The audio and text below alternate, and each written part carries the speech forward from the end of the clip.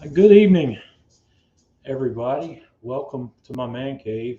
Sorry, I was a couple of seconds late there kicking off, and I wasn't ready when I did kick off. I was distracted. So, welcome back. It feels like it's been a while since we weren't here last week.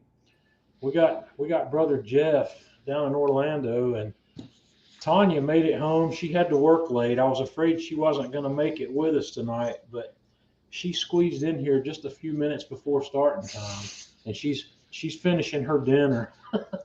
So, Tanya, glad you could make it with us. Tanya's got her microphone off so she won't crunch us out with those potato chips. Ryan, glad you could make it. It's bourbon time. Jeff, are you having a drink with us tonight? Does the bear poop in the woods? Of course. So, what are you having? I just killed the bottle of Four Roses. Oh yeah, I am gonna come close here. This one will be a dead soldier before the end of the night. I'm gonna finish off this Knob Creek single barrel. Hank, glad you can make it in here.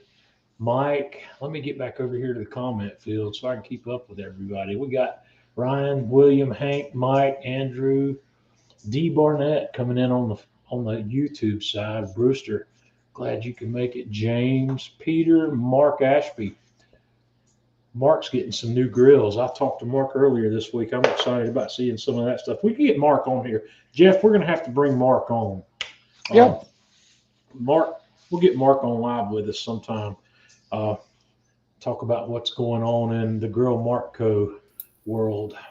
Russ Jones. There's another one I'd like to get on here with me live one night. Russ, buddy, it's good to see you. We haven't talked in a while. But yeah, I'd love to have you come on live with me. Guys, Russ, when I first got into the YouTube scene, Russ is one of the people that I met up through on Facebook, or actually it was on YouTube. Russ does some great stuff on his YouTube channel. It's called the Smoky Ribs channel out there on YouTube. You guys need to go check that out. And I'll see if I can get a hold of Russ, and maybe we can work it out where he can come on with us one Thursday night and talk shop, because that would definitely be a good show.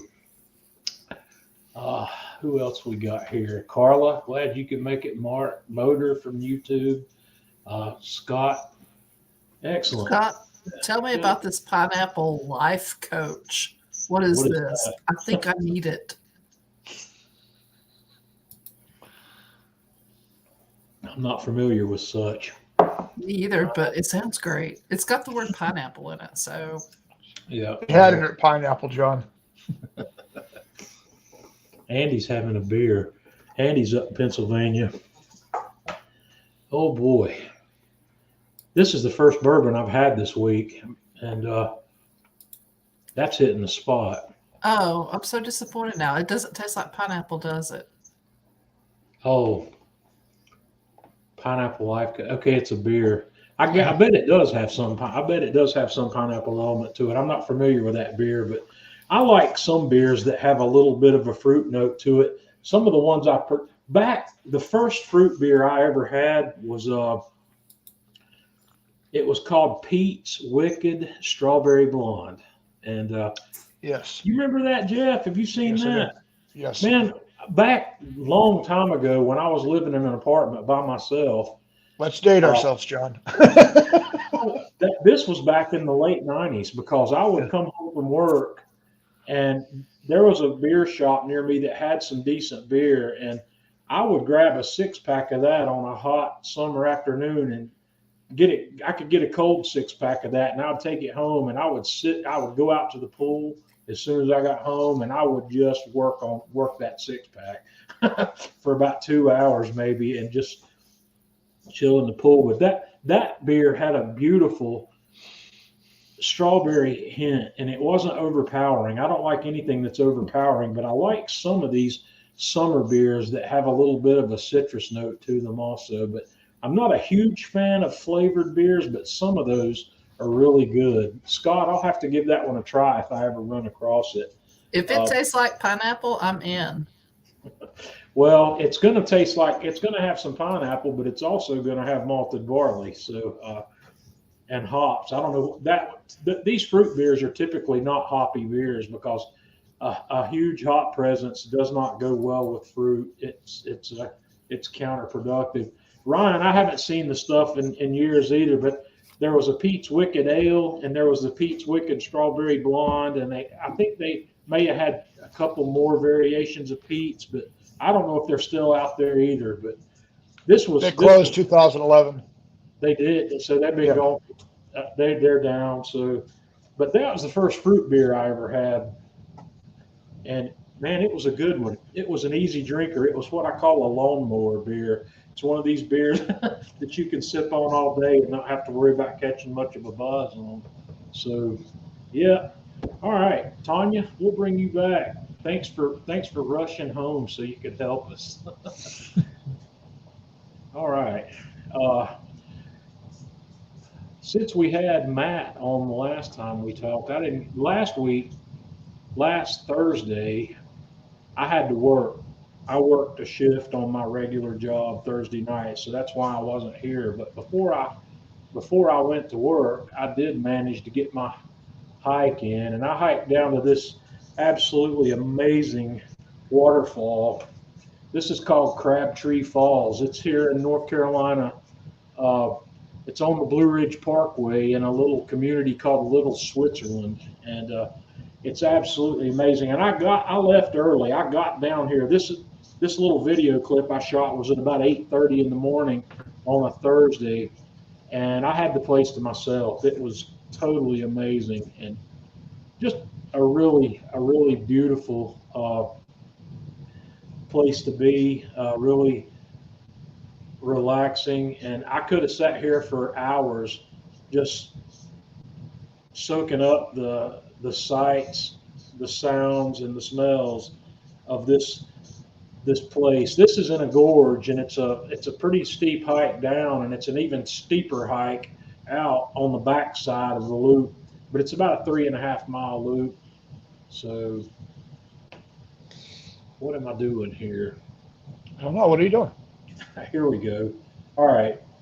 Friday night last week, Tanya and I went to this concert down in Charlotte. This group called Brit Floyd. They're a really amazing Pink Floyd cover band. So that's something else fun I did this week. And Tanya and I, we really enjoyed that.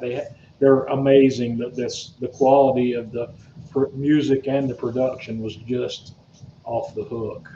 The light show, the sound, it was fantastic. But just a couple of notes. Jeff, you've been cooking brisket this week. Tell me about it. Man, I had this monster brisket from Kroger. 19 pounds of brisket. I don't think I trimmed more than a pound of fat off of it. I sent you a picture today of the point on that thing. That point was 3 inches thick, John. I've never seen a brisket with a 3-inch point. Yeah. That was wickedly huge. It was supposed to take 5.5 hours. Ended up taking 9.5. Yeah. I was doing it fast. It came out absolutely fantastic. One of the this is one of your best prep briskets I've guys. had. Yeah. This it looks like you've injected this guy. Yep. What'd you put in it? I used the beef better than broth. That's kind of my go-to. Yeah. Okay. Okay. I've never thought about using that. That stuff's. How did that come out for you in the end, flavor wise, with that?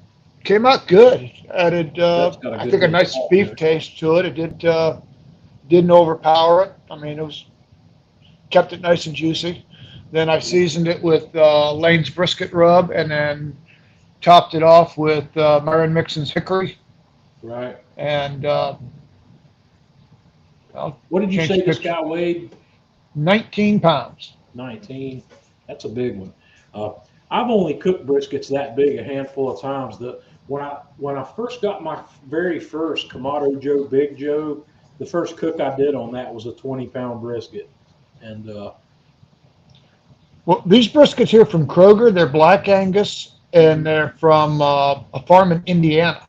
Right. is what the package says on them. And I've had two of them, and both of them have been really good. As a matter of fact, this one, to give you an idea how big this one is, I did it on the Masterbuilt 800 because it needed a little bit of love.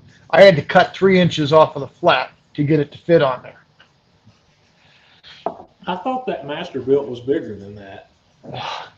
Well, the Masterbuilt's a good size, but this brisket was huge, John. I mean, I can't imagine that though. That it the, went front to back in the 560 refrigerator the and hung 560 over the was at rack. least the 560 was at least 24 inches wide. How wide is that 800? Is it not larger than the I don't 560? I don't think the 1700 is 25 inches. I think it's less than that. I think the 2400 is only 24 Wait a minute. inches. We're talking about the Masterbuilt. Right. I'm I'm sorry, talking the about 800. Yeah, the I'm 800 talking about is I think 24 inches. okay. So you use Mixon's technique. Yep. What tell us about that? That's where you go 350 till it gets up to till your bark forms right around 160, 165 degrees. Mhm. That usually takes on a normal size brisket about 2.5 hours. It was 6 hours before it got to 165, and I had a good bark on it. As you can Yeah. see here, the bark looks good. Uh, that's actually after it had come off. Um, After 6 hours, I put pink butcher paper over the top, and then aluminum Yeah. foil over top of that. I hope I don't have these pictures out of sequence. Is Nope. this so that you got this guy wrapped and resting? Yeah, because it wouldn't fit in any of my coolers I had, so I ended up using a Yeah. moving blanket to rest Mhm. that puppy in. So come here, Hammy. My cat's coming down to visit me. I don't know if he's going to Cool. come up and see us or not. He might. He doesn't usually come down here when I'm doing this because he'll stay upstairs with Tanya. Uh, what stage are we? Is this after the rest? Yep. Okay. So, man, you got a lot of goodness in that pan there. Well, So, to tell you the truth, John, I put 2 cups of the veteran bouillon in when I wrapped it. And the right. reason why I did that was because that point was so thick. I wanted to Yeah. make sure that the flat was not going to get dried out on me because It normally looks I don't really do good. that. But I'll tell you, I might continue to do that because it really kept it nice and moist. Yeah. This looks amazing. It looks perfect. I mean, look at that smoke ring on that thing. I bet that knife just fell through that thing. It did. I mean, that thing was jiggly soft, John. It Yeah. was. That looks I say amazing, that Jeff. That's that's cut the flat right before a little bit into the point, as you can oops. see, just a little bit was a point, and Yep. then I started slicing that guy. But it was uh, it was super moist, super tender. I said my grandson he showed up unexpectedly today because he wanted another brisket sandwich. It was so Yeah. good. Gotta love that. Yeah, you gotta love it, man. Yep. Absolutely. I want to do something with brisket sometime soon. I was at my local food line, which is just a mile or so up the road from here earlier today, and I saw something that surprised me. They've got a cooler sitting out on the meat aisle, a new cooler sitting out on the meat aisle, and in that cooler were brisket flats and tri-tips. And I have never seen tri-tips. Now, I've seen brisket flat pieces at this food line, but they're typically small. They're usually not Mm. bigger than 2 pounds. Well, they had this cooler with whole brisket flats in it and whole tri-tips. And the brisket flats were more than I would pay for them. They were $7 or $8 a pound.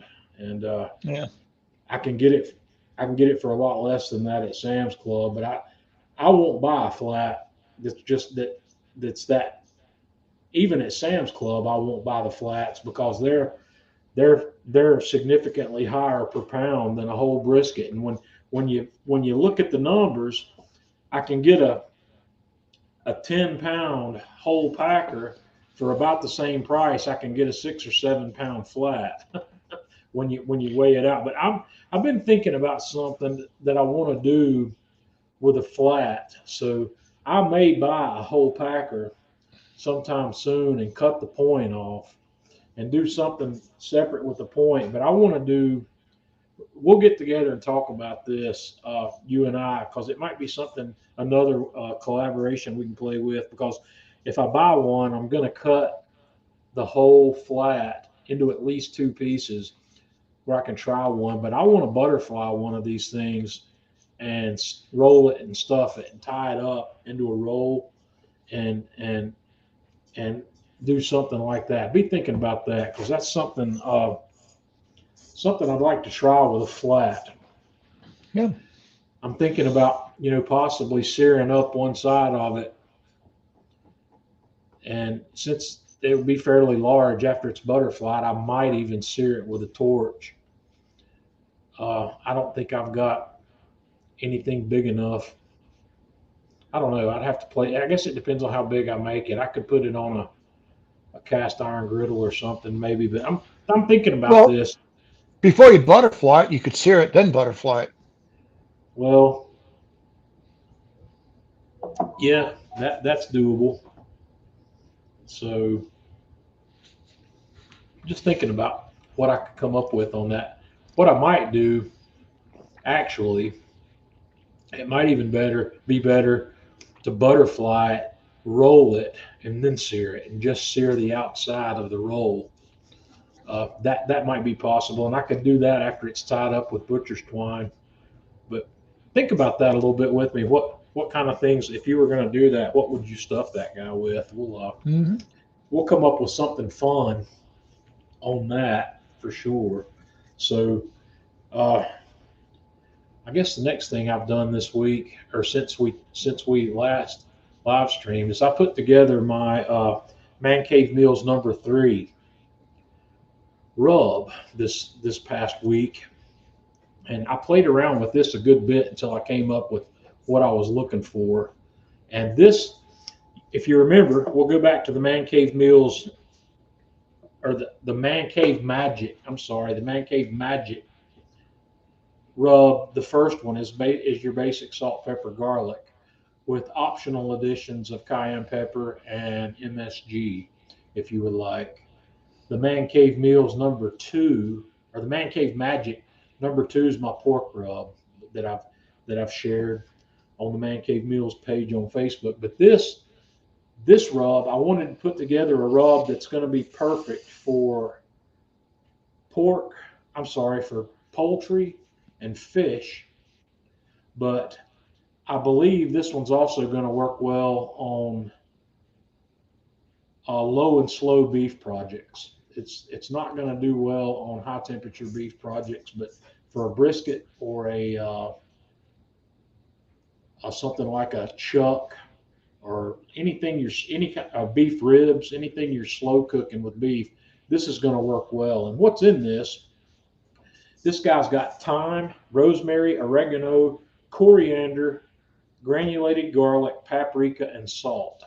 That's what the ingredients are here. And the recipe, I just published this week on the Man Cave Meals Facebook page. So if you want to look it up, it's there.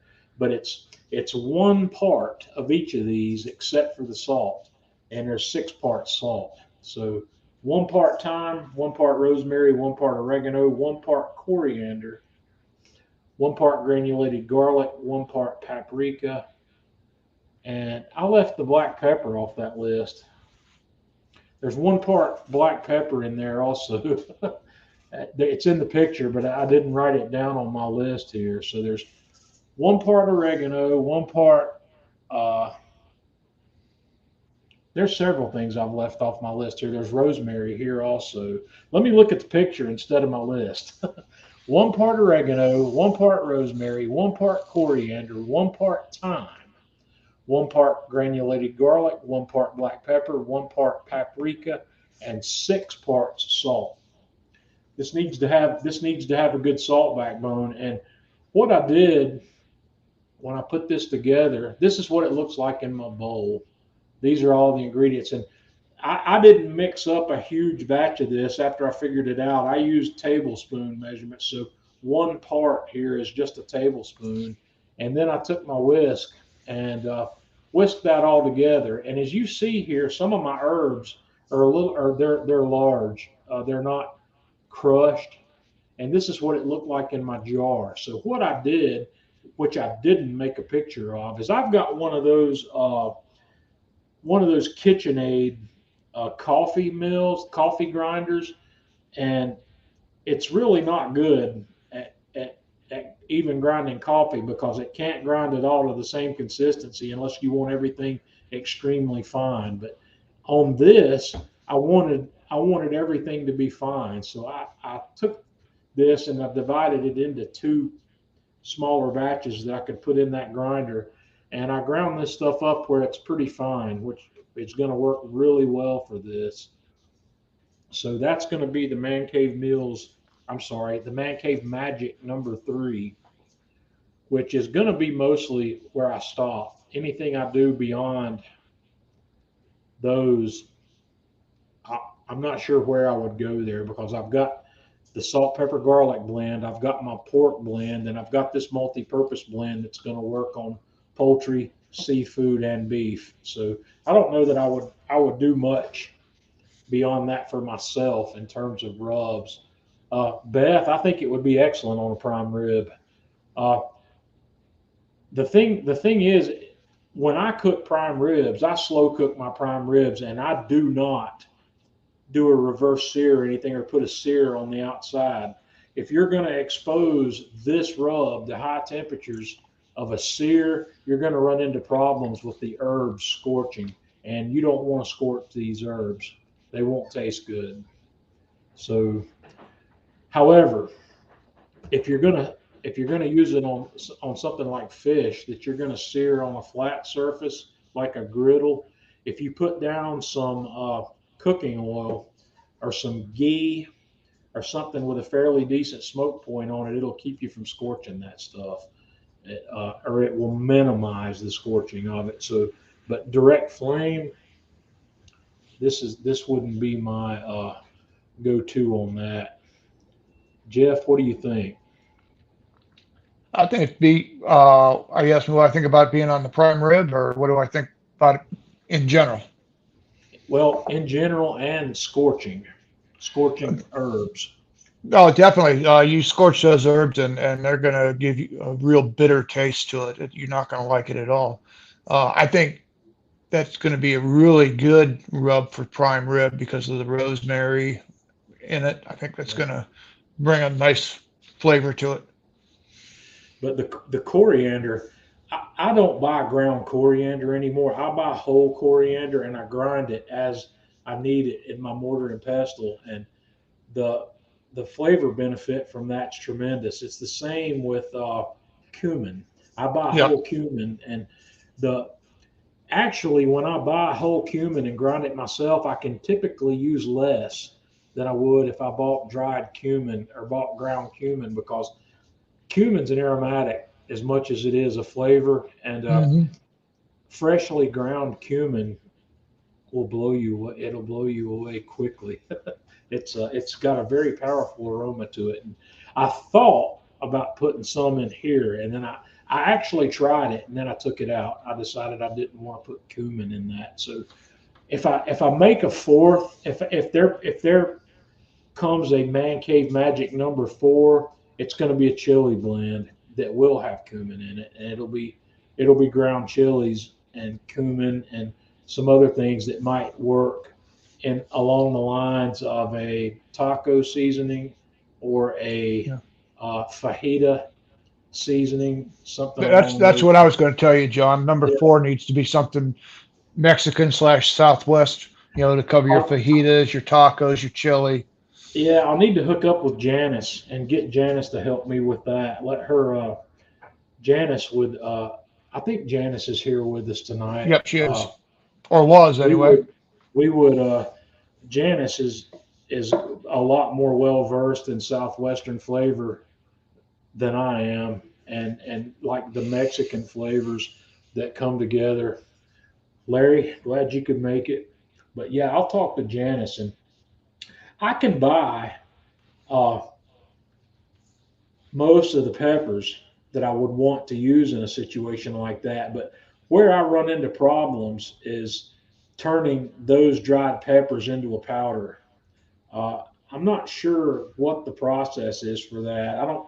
My food processor's not good at it. It doesn't pulverize it fine enough. I don't know. Maybe I am I going to have to work that stuff with the mortar and pestle to get it powdered, Jeff. I've just not had great success with powdering these dried chilies. I think if you take the dried chilies, you put them in your mortar and pestle, and then move it over to that coffee grinder, I think it would fare out good. You think it would? Well, maybe I'll try that. But I'd get it started with the mortar and pestle to kind of get it to a uniform size, and then throw it in there. Let the because I've got that same KitchenAid coffee. I won't tell you what Right. I use mine for. Making wood I, putty. but I don't remember why I bought this one because I know I didn't buy it for making coffee.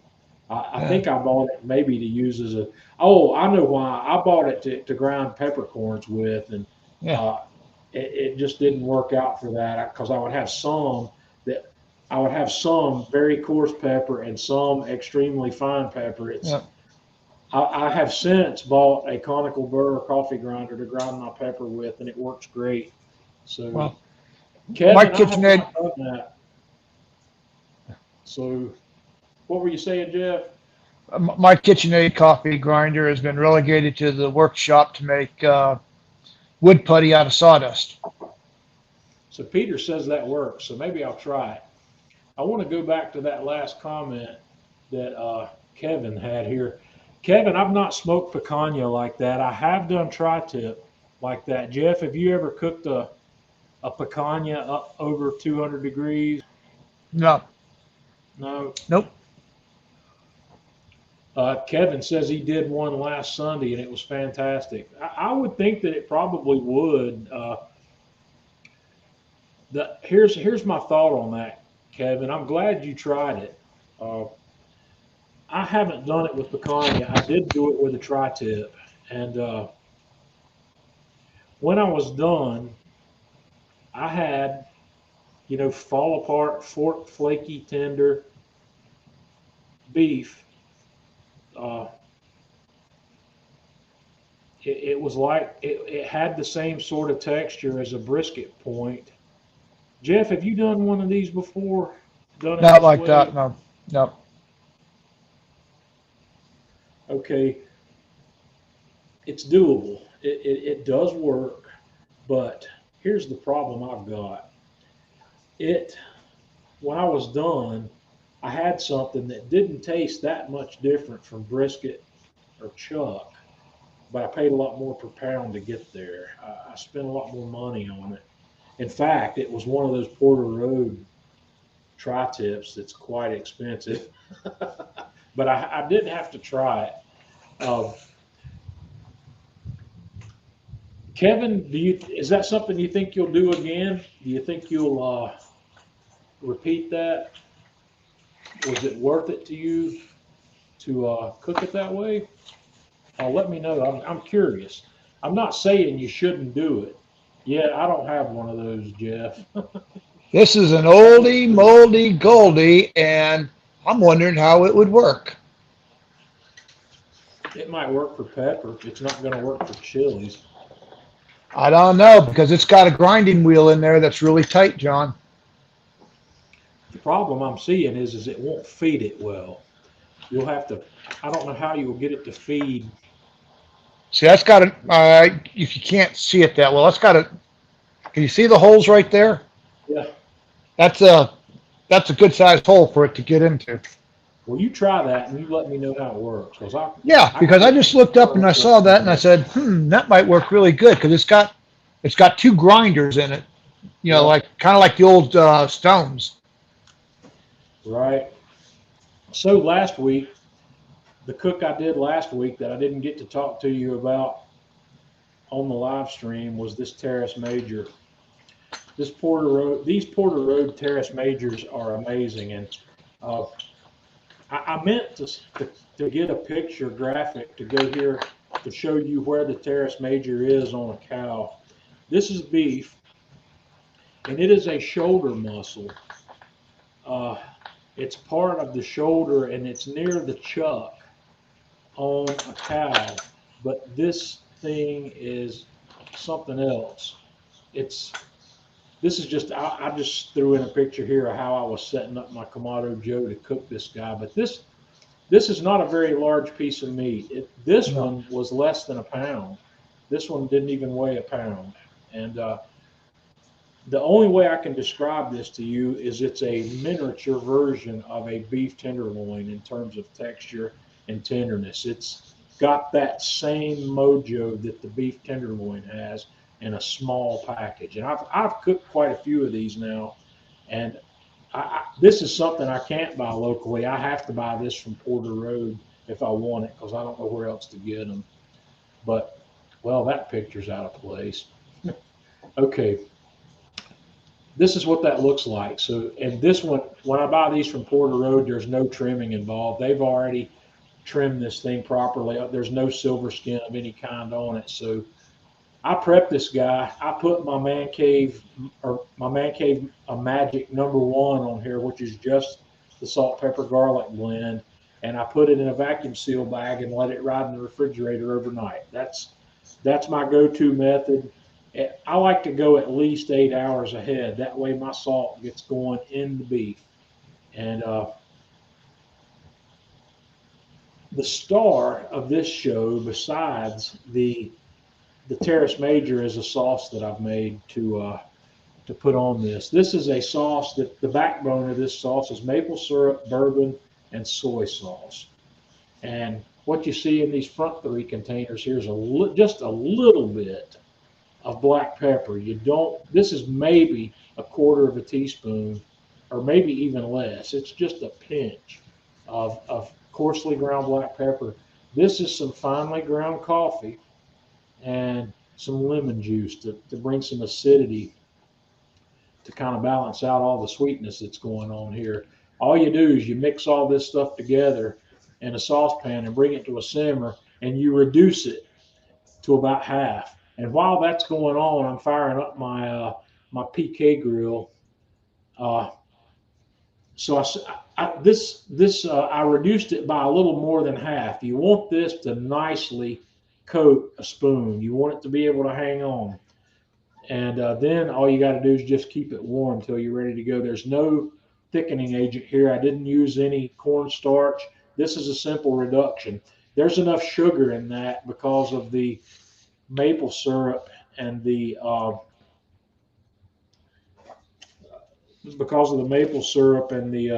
bourbon that I didn't need to do anything. I didn't write down the quantities I used on that, but if you'll check the Man Cave Meals Facebook page, I posted the recipe for that along with. I didn't do video on that. I just posted photographs. Honoraga, it's a lot different from a flat iron steak.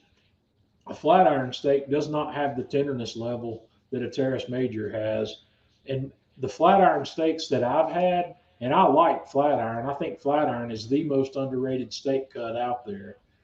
Uh, but in my opinion, the flat iron has about the same texture as a New York strip in terms of bite. Jeff, have you had flat irons, Jeff? Absolutely. I Yeah. love flat irons, but Am I Teres far Major off? is a Am I far off on my estimation of that texture comparison to New York strip? no, you're about right on the money. So, yeah, there's in my opinion, there's a pretty significant difference on texture between New York strip and tenderloin. Tenderloin, the beef tenderloin is as tender as it gets from the cow. I don't think there's a steak cut on the cow that's got any more tenderness than the tenderloin, and it's weird how that happens because it is a leaner cut, but that tenderloin is a muscle. It's not a hard working muscle, so there's not hardly any connective tissue and any gelatinous or any not gelatin. What's the term I'm looking for? What's the connective tissue called that has to break down into a gelatin? Uh, anyway, not much of that in the flank steak or the flank. I'm trying to remember also where the flat iron comes from. I think that's an abdominal muscle somewhere. No, Where's the flat iron come from, Jeff? Remind me. hang on, I was looking at it. It's the chuck subprimal. More specifically, it's the top of the muscle blade. So it's off the chuck. Yep. And the chuck is a hard working muscle, but that flat iron's got to be a muscle that's not working that hard, because you cook flat irons I cook flat irons just like I'd cook any other steak. I sear those guys off and then let them finish over indirect heat, and I cook them medium rare to medium, and they're very good. They're very flavorful. And Anurag, I'm the flavor on flat iron's crazy. It's good. And flat iron's less expensive than the strips and the rib eyes. I think the last flat irons I saw were $8 or $9 a pound, which is higher than they used to be. You used to could get flat irons for $4 and $5 a pound, but everything's crazy right now. And I understand beef's getting ready to go again, but Yeah, because anyway, farmers are selling it off yeah. and not letting it finish. But that sauce is kind of the star of this show. So after that guy had marinated or dry brined or whatever you want to call it in my seasoning overnight, I took it off and I got this grill fired up, blazing hot. I love doing this kind of cook on the PK grill because it's quick and easy. And I took a chimney full of charcoal and let it get just blazing, and set this guy out and let it just get ready. And as you can see here, I've got a crazy hot bed of coals. I used way more charcoal than I needed for this. I didn't. I used about twice as much as I needed. And anyway, let me show you that. For those of you that haven't seen this, I think most of you have. This is my go-to grill for cooking steaks. And anything I'm going to do a quick cook on that's over direct heat or direct and indirect, a simple 2-zone setup for a small quantity of stuff, I go right here. I prefer this even to my Kamado Joes. And a lot of times I can get by with the PK Go, and I really should have used the smaller PK Go for this cook, but I tossed this guy on and I just kept it moving. I turned it and let it cook until I got a nice char, a little bit of char on it, and nice color on the outside. And I took it off and let it rest for, 10 minutes. And then I sliced that guy. I like to slice these into medallions. And then I drizzled my sauce on it and then put a little bit of just sesame seeds. And I was going to toast the sesame seeds, and I just didn't do that. Now, I should have, but this was amazing. I had about 3 or 4 slices of this for dinner that day. And I'm going to let you in on another mistake that I made. I'm not perfect.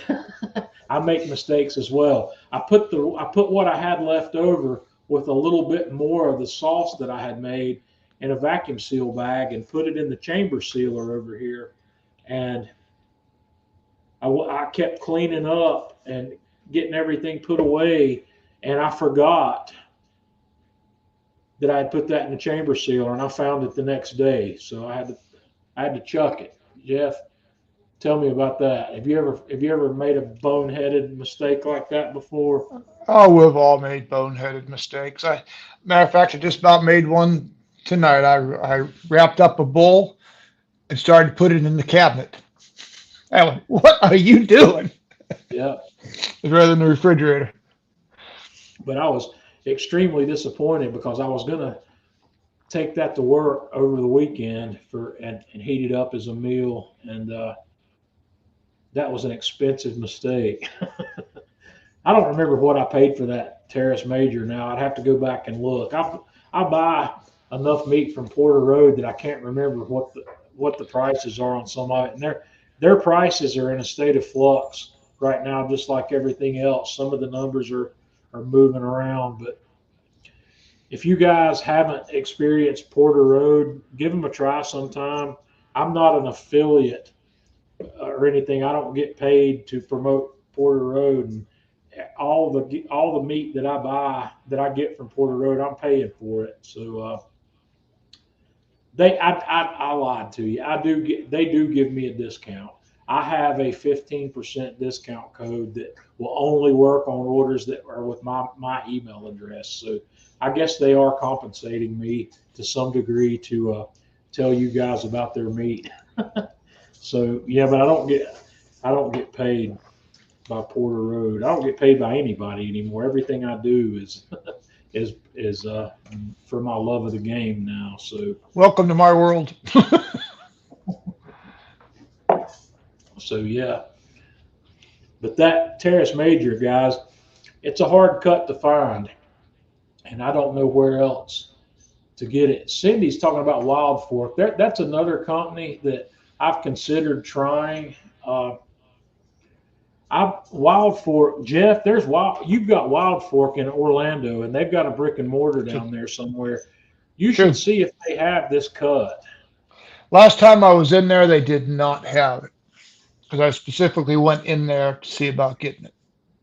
But I'm going to buy some stuff from Wild Fork at some point because Wild Fork's prices are nice. They're appealing to me in a lot of ways, and they have some A5 Wagyu, and one of these days I'm going to get a piece of A5 Wagyu and try it because I've never had any, I've never cooked any, and I'm curious about it. I would like to experiment once with it, but at the prices that they're demanding for that stuff, it's going to be a one-time deal because that's out of my league. That's that kind of beef prices. It's simply out of my league. It's more than I would spend in under normal circumstances, and it's also more than I would recommend that anybody else spend. That's one of the things I try to do. I try to never recommend something that I wouldn't or haven't bought myself. So keep that in mind. Another thing I tried this past week was round 2 of making some biscuits that Tanya would like. Let me get Tanya back up in here because she's gonna be part of this conversation. The first time I tried to make homemade biscuits, I made them the way that I would like them, which is where they've got these layers of flakiness. And Tanya doesn't thrive on that kind of biscuit. She likes the biscuits that have more of a cakey texture, right, Tanya? Yep, she's nodding yeah down there. So I decided to try that out. So I went. I'm going to be honest with you here. I looked at Alton Brown's method and one of his videos, and I thought that looked like a pretty good method. So I decided to try his technique, which is what I did here. And he made this video with his mother. His mother was making biscuits her way, where she didn't measure anything out, did it by look and feel, and he was making it his way, where he did measure everything out, because the point of his video is that there's some science and some method to this madness where you don't have to depend on look and feel to make this work. So I made these and I cooked them, and they didn't rise up quite in the direction I had hoped. They did rise up nice and tall, but as you can see, they kind of lean over here a little bit. But these were smaller. Alton said use a 2-inch ring to cut these with, and that to me that's not a man cave biscuit. This is a Tanya, what kind of biscuit is this? A tea and crumpets biscuit. That's really yeah, small. but it's a super thick one. These guys rose up they're nearly 3 inches thick probably. They're pretty tall. But that's I probably didn't roll that dough out quite as thin as I should have before I cut them. And Anya, what did you think about these I thought they were overall? pretty good. What I really liked about them is that they did have a crunchy top and a crunchy bottom, which I like in a biscuit. I like to have the biscuit, I don't want it hard, but I want that little bit of crunch there. Overall, Yep. the flavor was pretty good. It was a tad bit doughy, maybe in the inside. They needed to stay in the oven about 2 or 3 minutes longer Yeah, I than think I so. left them in there. They were definitely better than the flaky biscuits. I mean, don't get me wrong. I mean, I think you used what Kenji's recipe for flaky biscuits. Well, I didn't use his recipe. I used his technique and put my Okay, own recipe together. But his technique is spreading butter out all over the dough and then laminating the dough where you've got these butter layers, kind of like you would for a croissant or right. puff pastry. And here's my thought on that. With that method, if you like the canned Hungry Jack biscuits that have all the little flaky layers you can pull off, if that's your idea of a biscuit, then that method is great for you. Yeah, That's not my idea of a but biscuit. yeah, that's what I like though. Yeah. So Yeah. Anurag is asking, did the butter come through? Yeah. There was a nice taste to it. Plus, I added extra butter because it's a biscuit and it needs Well, butter. the ingredients that we were dealing with here was flour. Uh, it's basically just flour. There's butter in here. There's shortening and buttermilk. There's only four ingredients in these biscuits: flour, shortening, buttermilk, and butter. So Yeah. I didn't grate it on a rock. I diced it into small squares, and that along with the flour, or along with the shortening, I worked it in there with my hands until I had the the the texture that I saw in Alton Brown's video, and then I put the buttermilk in and formed it into a dough. This is what the finished biscuit looked like. I put a little bit more butter on there while it's hot, and I bought uh, a quart of honey from actually it's 2 pints of honey from well, I guess that is a quart. I don't know. I can't remember the American measure. I've been doing the metrics long enough now that I can't keep up with it anymore. But a butter. This is unsalted butter, and I also use some of this honey on this, and it's crazy. This is how I was introduced to honey as a child, was having honey on a biscuit, and Well, the Yep. way my dad always did it is, you could use honey or he would use Karo syrup sometimes or just, pancake syrup. You'd get your butter and your syrup and you kind of mash it all together like you're whipping it together and you have this kind of butter syrupy thing going yeah. on.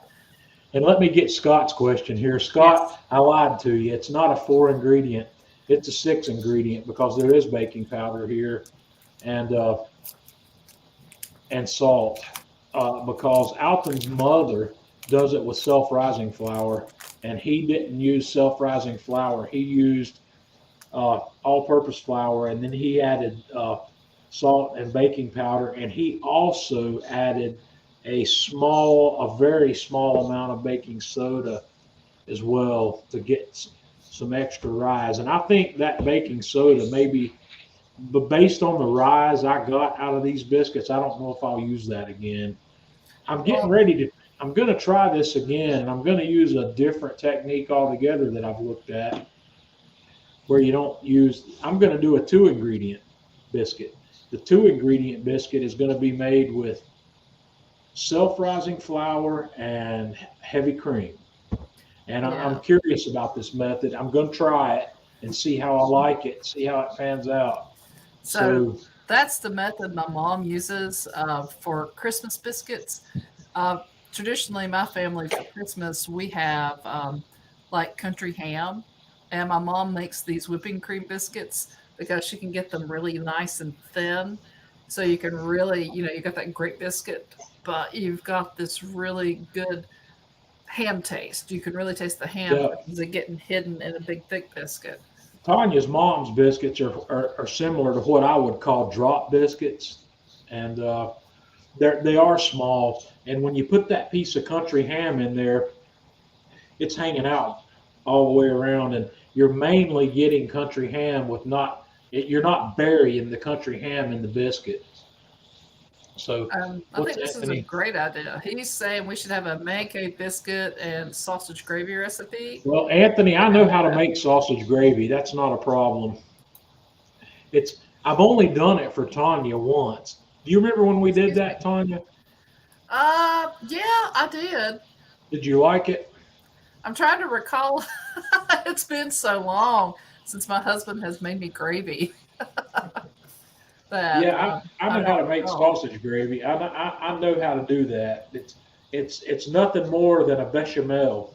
You make a bechamel, but you use sausage fat as the fat that's mixing with the flour, and then you crumble up the sausage to go back in it. So it's not hard to make. But maybe I'll research that a little bit and make a man cave version of it because I think there's room for improvement on what they call red eye gravy. And Well, now red eye gravy does not have sausage in it. well, you're So right. let's get here. Red eye gravy. We've got to have us some country ham grease, and we've got to have some coffee going into that bad boy. Well, Yep. let me stick with the sausage gravy because I think there's some room for improvement on the sausage, all the sausage gravies I've had, and it's going to come in the form of adding some cayenne pepper or some hot sauce to it, and because I've never had that. Jeff, have you do you like sausage gravy, Jeff? Absolutely, but I have to admit I cheat. I use Nora Mills gravy mix, which is absolutely fantastic, and then beef it up with a little hot sauce if you want. Off the hook, Well, I'm water and thinking water, and you're good to go. I'm thinking that these sausage all these sausage gravies I've had, they're good. It doesn't matter where you go. You know, you go to somewhere like Bojangles, their sausage gravy is a powdered mix just like that. You go to somewhere like Cracker Barrel, you know, where they've got good sauce, what I would call good restaurant sausage gravy. Is the Tanya, is the sausage gravy at the Waffle House any good? Well, it's they use the Pioneer brand mix for their Yeah. sausage gravy mix. So I mean, again, you're just boiling All some right. water, and there's nothing wrong with that. So All I right. do that sometimes. I'll take that as a challenge. I will come up with man cave sausage gravy and it'll be better. It'll be better than everybody else's.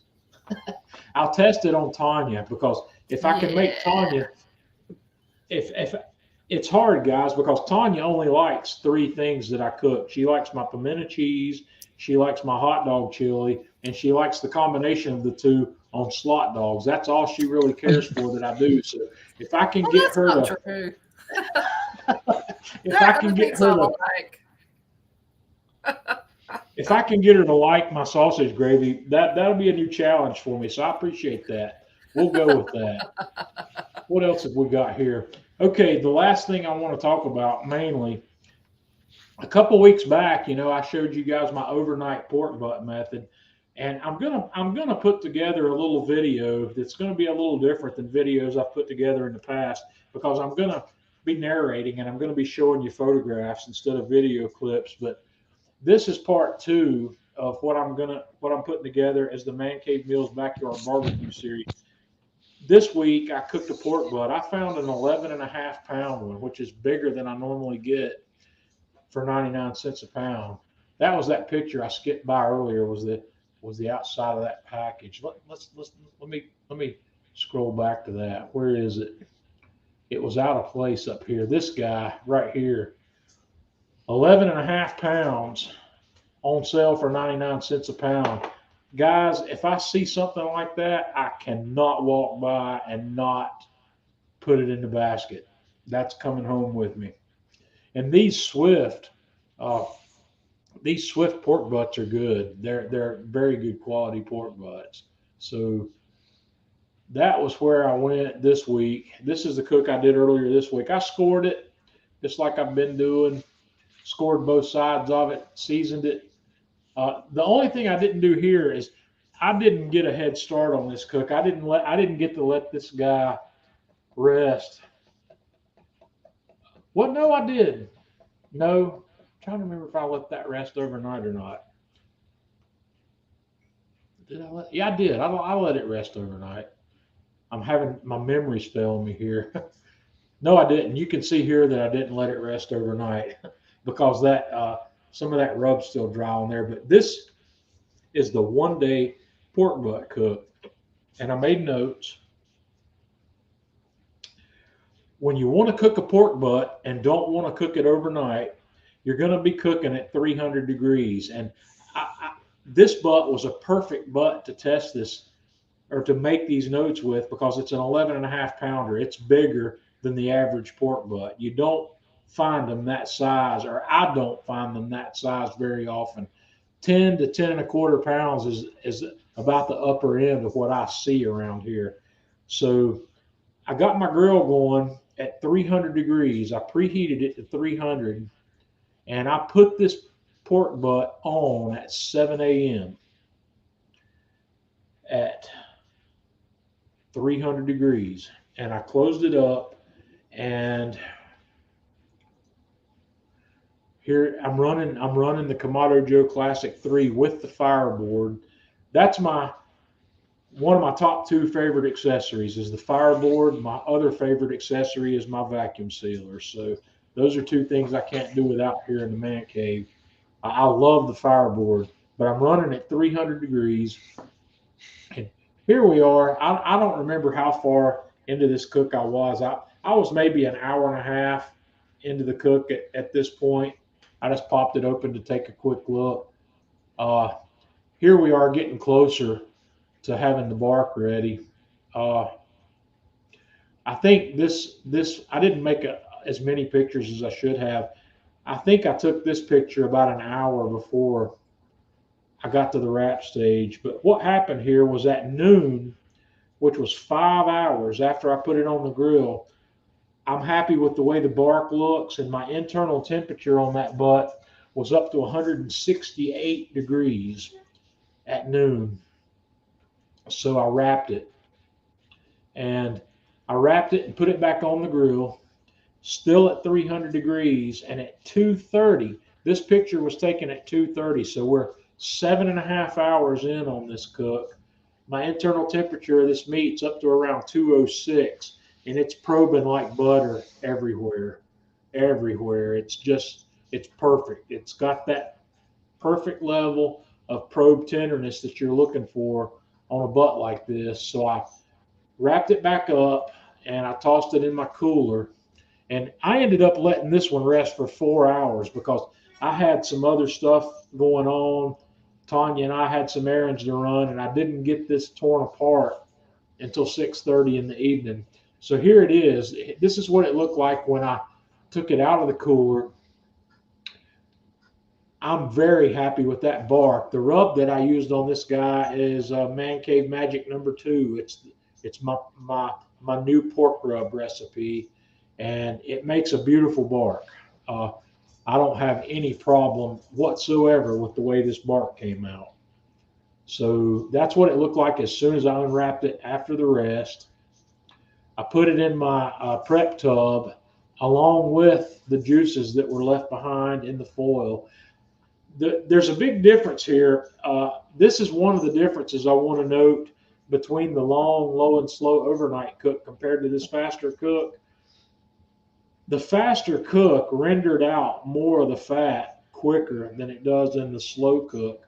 I collected a lot more renderings in my foil on the long overnight process than I did here. And I'm going to talk about that in a minute. So pulled that bone out. You know, the bone's going to tell the story. If you pull that bone out and it comes out perfectly clean like that, that's where you want to be on something like this. That's a key indicator to how well you've cooked your pork butt. If you pull that bone out and there's a bunch of meat still hanging on it, you probably pulled it off a little sooner than you should have. And I made a slice in it. I was just trying to kind of show what kind of smoke ring I got on that. And this picture, I don't know how well it does that justice. I should have paid a little bit more attention to that, but it has a beautiful smoke ring. And this is what it looks like after I get in there with my gloves and my hands, and I just shred this apart. And I've got a mess of pulled pork there. I got 17 servings out of this one. I would normally have only expected to get about 16 or 16 and a half, actually, because my calculation that I use here for pulled pork is I package my pulled pork up in 1 cup servings. I get a measuring cup, I pack it full of pulled pork and put it in a vacuum seal bag. And I normally get 1.5 servings per pound of raw meat. So a 10-pound uncooked pork butt typically gives me 15 1 cup servings when it's done. So this one I calculated should have given me 16 and a half, and I ended up at 17. I did get 17 full 1 cup servings out of that. So it came out perfect. It was really good. Now, the differences, everybody wants to know what's the difference. What do you think the differences are between, people want to call 300 degrees hot and fast. I'm not quite ready to commit to 300 degrees being hot and fast. Jeff, have you ever cooked a pork butt at a temperature hotter than 300? No. Have you done them at 300? Yes. 300 is as high as I've ever gone. Do you consider 300 to be hot and fast? No, if you're going to go hot and fast, I would say 350, 375 to go hot and fast. I wouldn't go over 375 on that. Jeffrey, I want to talk about your question, so let's hang on to that for a second. And Jeff, I'm with you. I have cooked, in my history of cooking pork butts, I have cooked pork butts at every temperature in 25-degree intervals between 200 degrees and 425. And I'm with you. I'm thinking 375 to 400 is what I would consider to be hot and fast. You have to be careful when you go up above 325, because here's the deal. Sugars caramelize at, what is it, 313? Yeah, right around there. 313, 315, that area. That's where the Maillard reaction occurs in that kind of cooking environment. It occurs at lower temperatures over longer periods of time, but in this environment, that's where it's happening. It's 315-ish. You have to pay very close attention to what's going on with your bark when you're cooking that hot. And when that bark gets to the point where you like it, you have to wrap it. Not wrapping that is not an option if you're cooking at temperatures in that range, because it will turn the outer part of that pork butt into leather if you don't.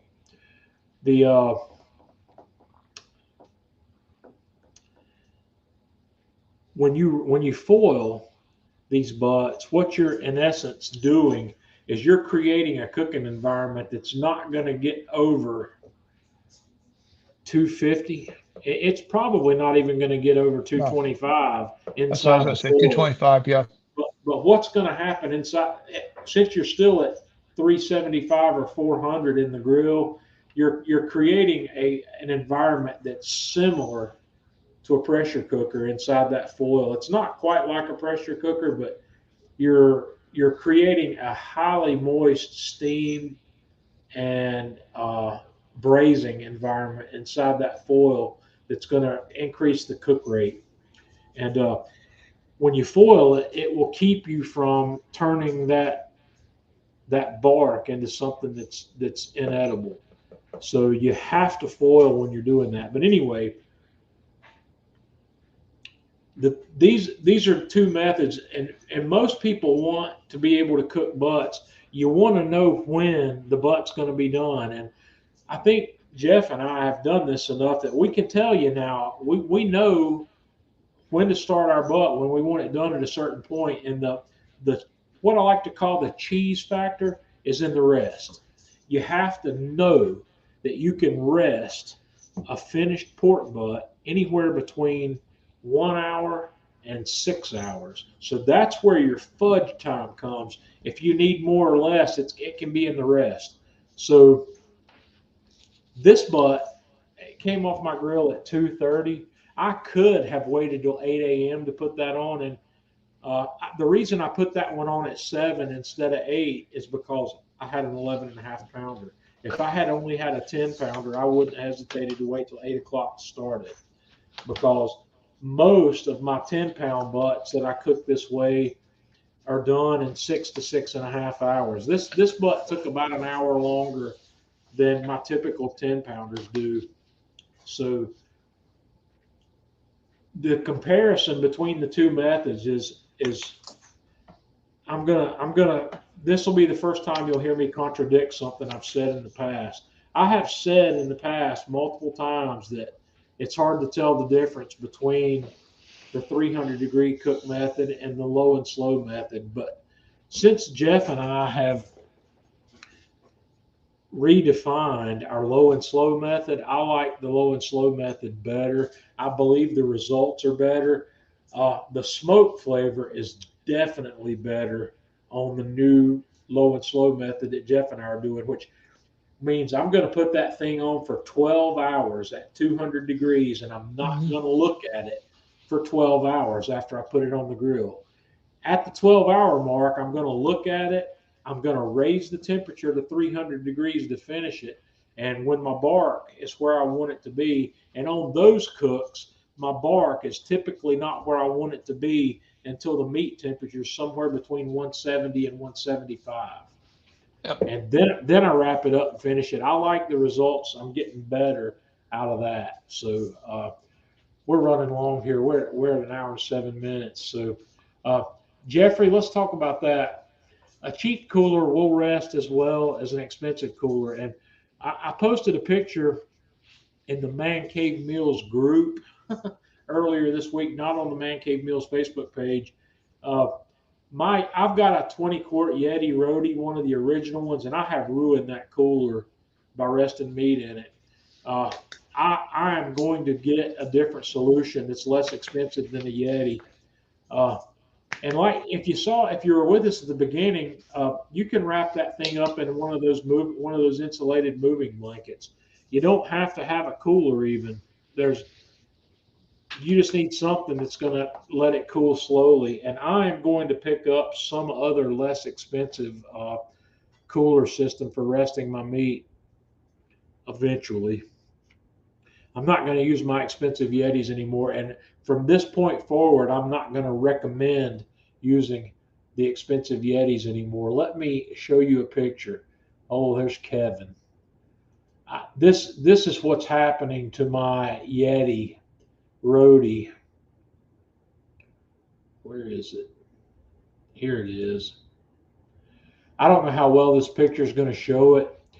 If you can see, looking down in my 20-quart Yeti, you can see how those walls are bowed inwards. What happens when you put that hot meat inside this cooler and close it up? The Yeti creates an airtight seal, and as that meat cools, it creates a vacuum inside the cooler.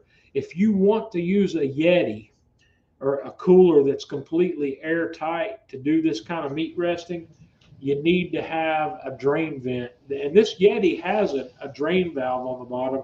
You need to open that up enough to where you don't have an airtight seal, or because if you do, you're going to get what you see in mine here. It's going to suck those walls away from that insulation, and it makes a mess. Now, I don't know if that really affects the performance of this cooler. It just doesn't look nice anymore. It may be okay. Jeff, have you got it? Jeff, do you have a Yeti? Nope. What do you rest in before you started resting in the blankets? Rest in a Coleman cooler. A Coleman? You know, Yeah, the Col- a cheap Coleman cooler. I'll just put it in there and throw a towel on top of it, And and guys, it does the trick. that's perfect. That will work. The You can get a $40 or a $50 Coleman cooler it's even bigger than this 20-quart Yeti. This 20-quart Yeti won't hold a brisket. You No. can't rest a brisket in that. And I'm going to get one of these less expensive coolers and start. Does the Coleman have a drain valve on the bottom? I don't know that it would even matter. Yeah, it does. But for my pork butts, I've got a 12, no, a 6-pack water cooler Right. that fits the butt just absolutely perfect. Throw a small dish towel in on top of it, Yep. and it's side to side, top to bottom, and it works out great. So Jeffrey, don't buy a Yeti for the purpose of No. rested meat. If you want to buy a Yeti because it's going to keep stuff cool for days, do that. And if you want to buy a Yeti because it's going to last you forever, do that. But No. don't buy it for the purpose of resting meat. Now, Because you can rest meat in a towel on the yeah, counter, and it's going to do just as well. I mean, it's whatever you got.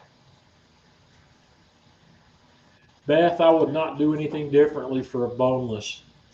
Uh, I typically don't buy boneless simply because most of the places, most of my sources don't sell boneless. I don't buy pork butts from Costco. Uh, I buy my pork butts from Sam's Club, and I actually buy almost as many pork butts from Food Line as I do from Sam's Club because I'm finding that the quality at Food Line I can either get Swift or what's the other brand? The the Tanya, what's the North Carolina brand? Tyson, It's not Tyson. It's Smithfield. Smithfield, Smithfield. yeah. Yeah. I'm getting Smithfield and Swifts from Food Line, and when I get those, I'm perfectly happy with the quality of those. So I just don't buy boneless. Uh, Typically, when I find boneless, it costs more per pound than bone in, and I just don't.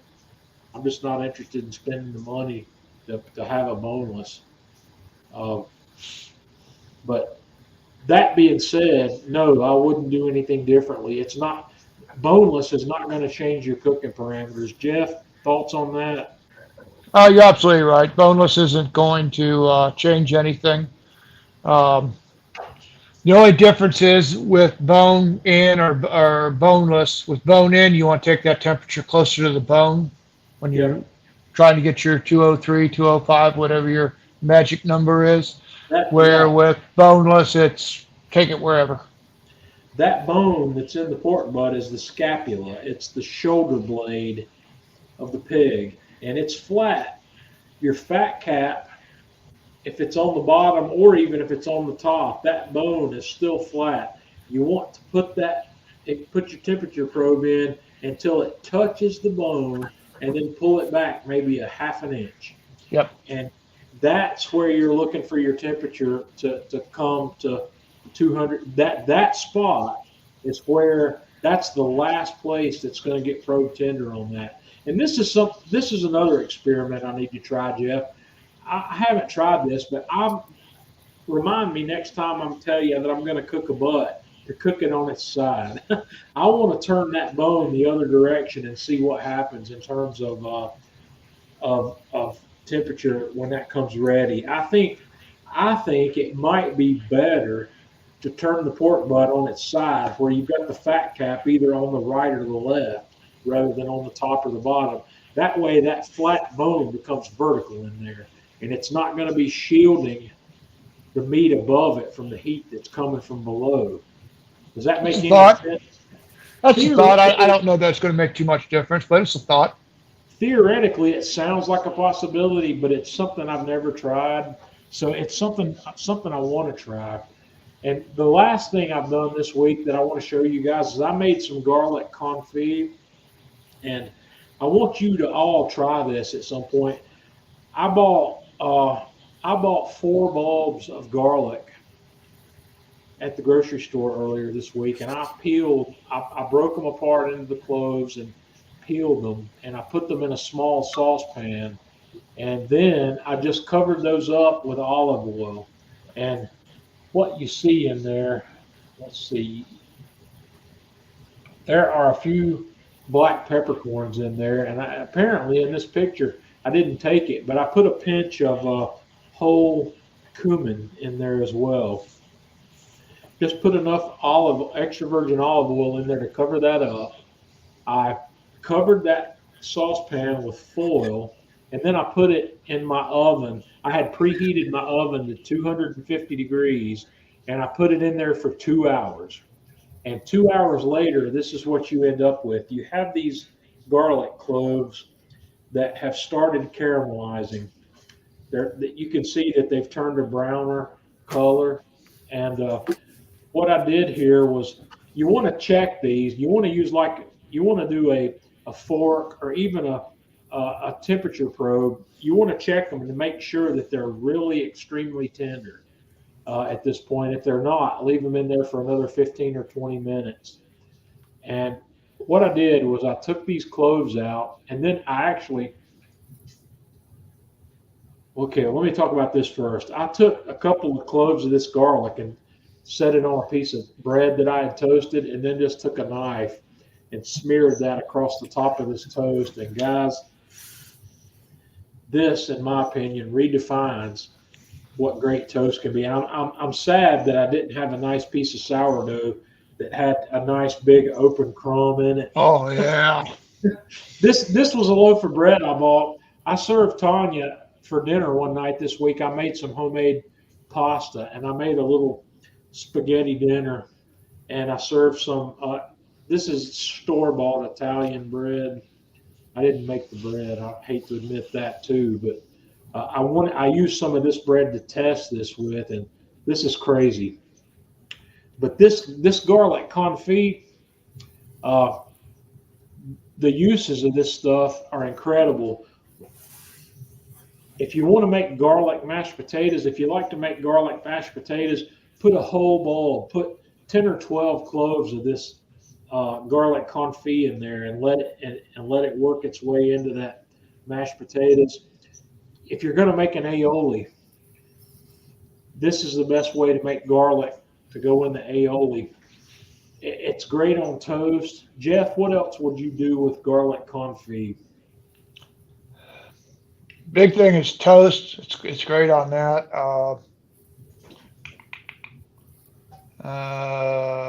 Sauces. It's good in sauces.